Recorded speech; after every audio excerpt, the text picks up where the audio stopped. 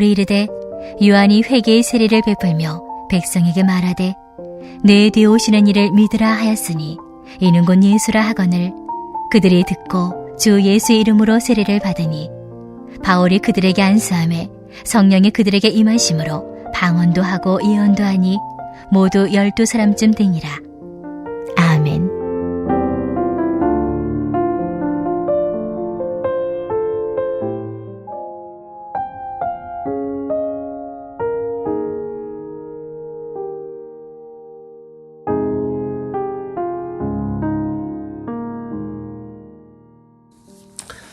하나님께서 우리에게 성경을 통하여서 우리가 믿는 중요한 몇 가지가 있습니다.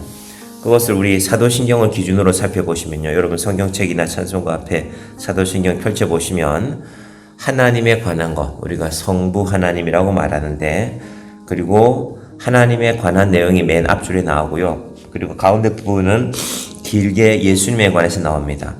하나님을 믿는데 우리는 어떤 하나님을 믿는가? 전능하신 하나님을 믿습니다. 우리 인생에 불가능해 보이는 일들이 많죠. 이게 될까? 우리 민족이 세계에서 제일 힘든 상황 가운데서 1953년에 6.25 전쟁이 끝났을 때 미군이 이 땅을 떠나가던 미국 군인들이 이 나라가 과연 제대로 일어설 수 있을까? 우리가 전쟁을 해서 지켜내기는 했지만, 절반에서 다시 잘리기는 했지만, 원래 미군의 목표는 저 끝까지 가서 우리 이 땅을 온전히 회복하는 것이었는데, 과연 이 백성들이 잘 살 수 있을까? 그분들 가운데 1988년도 올림픽에 초청된 분들이 많이 계십니다. 미국에 있는 한인들이 우리나라에서 올림픽 하니까 당신이 우리나라를 위해서 싸운 사람이니까, 그때 서울 올림픽을 본 분들이, 벌써 그것도 몇십 년 전 얘기죠. 이건 기적이라고 밖에 말할 수 없다. 전능하신 하나님의 일이 아니면 우리는 그 하나님을 믿는 것이고요. 예수님에 관한 부분이 왜 이렇게 길까? 사도신경이 만들어질 당시에는 성경책이 없었습니다. 성경책이 없는데 무슨 문제가 자꾸 발생했냐면은, 아니 어떻게 사람이 엄마 뱃속에서 이렇게 엄마 뱃속에서 자라난 사람이 남편과 아내가 서로 함께 사랑하지도 않았는데 어떻게 엄마 뱃속에 아기가 자라나느냐? 예수님에 관해서 그런 의심도 하고, 사람이 한번 죽으면 끝이지 어떻게 살아나느냐? 많은 의심들이 있었기 때문에, 그래서 예수님에 관한 부분이 길어진 것입니다. 유일하신 아들 우리 주 예수 그리스도 성령으로 잉태되어 동정녀 마리아에게서 나시고 고난을 받아 십자가에 죽으시고 사흘 만에 다시 살아나셨으며, 그분은 지금 하늘에 오르시어 전능하신 하나님이 한 번 더 나왔죠. 아버지 하나님 우편에 앉아 계시다가 끝이 아니라 거기로부터 다시 오신다. 살아있는 자와 죽은 자를 심판하러. 죽음은 끝이다가 아니라 죽어도 우리 육체는 죽지만 우리의 영혼에 대한 심판은 남아있다. 여러분, 누군가에게 전도를 한다는 건요, 이 사도신경의 내용을 그대로 알려주면 됩니다. 그리고 여기에 빠지지 않는 부분이 성령에 관한 것인데, 나는 성령을 믿으며, 이 앞번에 성령은 성령으로 잉태되어가 나왔죠.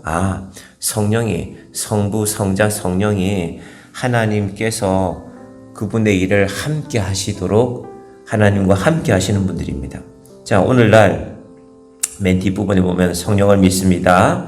공교회에 관한 믿음이 있고 성도의 교제를 믿습니다. 그리고 마지막 우리 자신들의 고백인데, 죄를 용서받는 것과 몸의 부활과 영생을 믿습니다. 우리가 전도한다는 것은 나는 이런 것을 믿고 살아갑니다. 당신도 이런 것을 믿어야 됩니다. 를 전하는 것이 전도입니다. 자, 그 말씀을 길게 드릴 수는 없고, 그런데 특히 이 성령에 관해서 많이 오해가 됩니다. 요즘 유튜브에 그런 영상들 많이 나옵니다. 성령 집회라고 하여서, 저도 도대체 성령 집회를 어떻게 하나 보니까요, 앞에 있는 강사가 목소리가 이렇게 걸쭉하신 분이, 죄송합니다. 오늘 이 자리에 앉아있는 분들이, 여러분들이 그 자리에 온 분들이라 생각하고, 자, 오늘 성령 받고 싶은 사람 손 들어봐 하면 누가 손을 듭니다. 자, 내가 성령 준다, 성령 받아 하고 뭘 던지는 척 해요. 아니, 성령이 그런 분입니까? 성부, 성자, 성령, 태초에 천지를 창조하실 때부터 하나님과 함께 계셨던 분이, 성부 하나님과 함께 계셨던 분이 성령님인데, 그 성령님을 자기가 뭘 던져요? 아주 경박하고, 사실은 그런 사람들 천벌을 받아야 됩니다. 야, 성령을 저렇게 우습게 가르치는구나. 여러분, 오늘 제가 하는 짧은 말씀을 잘 들어보시길 바랍니다. 하나님과 함께 천지를 창조하시고 그리고 지난주일 설교 가운데는 제가 말씀드리기를 하나님이 세상을 심판하러 내려오실 때, 노아의 때도 그러했고 예수님이 오실 때도 마찬가지입니다. 더 이상 너희를 자비로 베풀 수가 없으니 내가 세상을 심판하겠다고 결심하셨을 때 성령께서 일하시게 됩니다. 그런 성령을 일개 사람에 불과한 사람이 목사인지는 모르겠지만 함부로 뭘 집어던져요. 성령 받아, 성령 받아. 내가 오늘 성령 다 줄게. 그러면 성령이 그렇게 웃긴 것입니까? 그래서 여러분 세상에서 뭘 들을 때, 유튜브에서 여러분이 뭘 보실 때도 야, 저거 잘못된 거다. 유튜브는 제가 보기에는 잘된 것도 있지만 잘못된 것들이 훨씬 많습니다. 자기 마음대로 할 수 있잖아요. 아무에게도 검증받지 않고. 열정이 있으면 성령의 한 요소가 될 수 있습니다. 열정이 있어야죠. 성령이 있다고 하면서 기도하는데 아무런 힘도 없고 그건 아니라 성령의 열정의 요소가 있지만 성령은 거룩하고 존귀하신 분입니다. 여러분 성경이 제시하는 성령의 증거로 방언과 예언, 오늘 본문에도 방언과 예언이 나왔지 않습니까? 16절에 보시면은 바울이 그들에게 안수함에 성령이 그들에게 임하심으로 방언도 하고 예언도 하니, 이 성경이 말하는 방언과 오늘날 우리 한국교회 일부 우리 성도들이 저도 포함됩니다. 생각하는 방언은 차이가 많이 있습니다. 성경에 제시된 방언은 한마디로 외국어입니다. 외국어. 사도행전 2장에 예루살렘에 살고 있는 사람들 말고 예루살렘을 떠나서 많은 지역에, 저 아프리카 북부에, 로마에, 저 오늘날 터키 땅에 살고 있던 사람들이 이스라엘로 오순절을 지키러 옵니다. 도대체 예루살렘에 어떤 변화가 있냐? 많은 변화가 있었지 않습니까? 예수님을 믿던 제자들이 예수님께서 부활 승천하신 이후에 그 복음을 전해서 많은 변화들이 있었는데, 그래서 오순절날 특별히 많이 왔습니다. 그때 그들이 놀라운 광경을 목격했습니다. 뭘 목격했습니까? 자기들은 로마에 가서 로마 말을 하고, 그리스에 가서 그리스 말을 하고, 저 터키 땅에 가서 터키 말을 하는 외국어를 하는, 그것도 종류가 16가지나 되는 외국어를 하는 사람들이 예루살렘에 왔습니다. 여러분 오늘날에도 외국에 가서 그 나라 언어를 익히고 살아가려면 첫 번째는 열심히 있어야 될 것이고, 또 용기가 있어야 되지 않습니까? 미국에 아무나 삽니까? 가서 그 땅에서 이겨내고 견뎌내고 그 땅에 적응해서 살아가는 사람들 아닙니까? 그 당시에는 차이가 더 많았죠. 오늘날은 정보가 있지 않습니까? 아, 미국에 어디 가면 뭐가 있다더라. 미국에 동쪽에는 어떻고 서쪽에는 어떻고 하면 사람들이 인터넷을 다 찾아보고 내가 여기 가서 이런 거 한번 해볼까? 그 당시에는 그렇지 않습니다. 가서 해봐야 아는 것입니다. 겨우 사람을 통해서 알 수 있는데, 그러니까 외국어를 말하는 사람들은 상당한 자부심이 있었습니다. 사도행전 2장에서 방언을 말하는 사람들은요, 이때 방언은 외국어인데, 아니 저 사람들이 외국어를 배운 적도 없는데 어떻게 외국어를 말하지? 신기했습니다. 이건 무슨 말이냐면 알아들었다는 겁니다. 여러분 우리가 하는 이 한국에서 많은 분들이 방언할 때 하는 방언들을 알아듣는 일들이 많지 않거든요. 그래서 왜 예언과 방언이 당시에는 중요했냐 하면요, 첫 번째는 방언에 대해서 말씀드리면 복음을 전하기 위해서 보라는 것입니다. 외국어를 전혀 배우지 않은 저 갈릴리, 한마디로 말하면 갈릴리 촌놈들이 기도하는데 너희가 알아들을 수 있는 외국어가 나오지 않냐? 그건 하나님이 하시는 일이다. 그걸 인정하고 너희도 하나님을 믿으라는 것입니다. 왜 그때 특별한 능력들을 주시는가? 기회가 많지 않거든요. 외국에서 왔던 사람들은 오래 머물 수 있습니까? 자기 돌아가서 다시 자기 생업을 해야 되니까요. 그 순간에 하나님이 보여주시는 것입니다. 아, 하나님은 이렇게 역사하시는구나. 여러분 방언에 대해서 그렇게 잘 정리를 하시길 바랍니다. 제가 중학교 때, 고등부 때 이렇게 교회에서 수련회를 가면 여러 교회들이 모여서 그때도 기도원 같은 곳에서 수련회를 하곤 했었습니다. 그때 저보다 한 대여섯 살 많은 형님이자 저희 교사가 계셨는데, 이분이 하루는 이러셨어요. 이제 수련회 마지막 날 밤이었던 것 같습니다. 오늘은 우리 전부 다 소나무 하나씩 뽑고 다 방언도 받고 가자라고 이제 했습니다. 그때 그분이 카리스마가 넘쳤거든요. 이 중국 우슈 쿵우를 하는 사범이었는데 아주 근육도 탄탄하고 카리스마가 넘쳐서 또 신앙생활도 잘 하시는 분이고, 우리가 가서 다 자리를 잡고 그리고 거기서 기도를 했습니다. 그리고 소나무를 잘 골라야 소나무가 뽑히는데, 그날 밤에 소나무 하나씩 다 뽑자고 해서 저도 한번 뽑아보려고 했는데 전 너무 두꺼운 소나무를 잡았어요. 이게 작은 소나무를 잡은 애들은 2명이 뽑았더라고요. 그날 밤에 우리가 야, 나도 작은 소나무를 잡아야 되는데 그때는 그런 게 중요했으니까. 그런데 세월이 지나고 그때 우리가 그런 기도하고 그날 밤에 방언으로 기도한 많은 학생들이 그날 밤에 방언으로 기도했는데 제가 한참 뒤에 신학교 가서 공부하는 가운데 우리가 생각하던 방언이 다르구나. 그때는 필요하니까 외국어를 방언으로 준 것입니다. 예언도 마찬가지입니다. 예언이란 말은요, 앞날을 복권 번호가 몇 번이다 이걸 맞추는 게 아닙니다. 예언은요, 은행에 여러분 예금하시면 맡길 예자거든요. 하나님이 맡기신 뭔가를 말하는 것입니다. 그 예언이 당신 아들 내년에 대학에 합격하겠어 그런 예언이 아니라 하나님이 맡기신 뭔가 중요한 말들을 하는 것입니다. 예를 들면 예루살렘에 큰 기근이 있을 것입니다. 당시의 예언은 그런 예언입니다. 그 기근을 준비하라는 것입니다. 하나님이 미리 알려주셔서. 그래서 오늘날 우리가 방언과 예언에 대해서 잘 정리를 해야 됩니다. 자, 특히 예언 부분은요, 성경을 주셨지 않습니까? 끝까지 읽어보면 됩니다. 예수님 다시 오시는구나. 이것보다 더 중요한 예언이 어디 있습니까? 물론 우리에게 중요한 일들이 있습니다. 갈급한 일들이 있습니다. 오늘도 우리가 기도하실 때, 여러분 기도하실 때 하나님 제발 이 문제 좀 해결해 주십시오. 열심히 부르짖어 기도하십시오. 그런데 성경이 말하는 방언과 예언과 우리가 생각하는 것이 분명히 다르다는 것을, 그 많은 문제가 해결된 이유는 성경을 주셨거든요. 바울 당시에는 이 책이 없었습니다. 구약의 책들이 정리되었지만요, 요즘처럼 요즘도 성경이 좀 비싸기는 하죠. 서점에 가면 성경값이 많이 올랐는데 그 정도 수준이 아닙니다.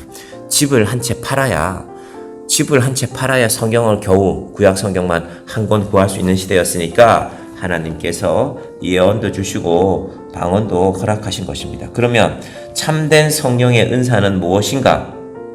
사도행전 2장 부분은 제가 오늘 읽어드리지는 않겠습니다. 한번 읽어볼까요? 사도행전 2장의 4절에 방언에 관해서는 이렇습니다. 그들이 다 성령의 충만함을 받고 성령이 말하게 하심을 따라 다른 언어들로 말하기를 시작하니라. 우리 교인들이 한 4, 50명 모여서 기도를 하는데 일본 사람도 오고 미국 사람도 오고 저 아프리카 어느 나라 사람도 와서 들어보는데 자기 나라 말을 하는 거예요. 이게 들리네? 여러 사람들이 이렇게 말하고 기도하고 있지만은 분명하게 들리는 것입니다. 저 사람 왜 우리나라 말을 하지? 저 사람 어떻게 우리나라 말을 해? 내가 살고 있는 곳의 말을? 그런 일이 바로 다른 언어들이라는 뜻입니다. 2장부터 5절부터 8절을 보면 사도행전 2장에 그때에 경건한 유대인들이 천하 각국으로부터 와서 예루살렘에 머물더니 16개 나라 세어보면 그렇습니다.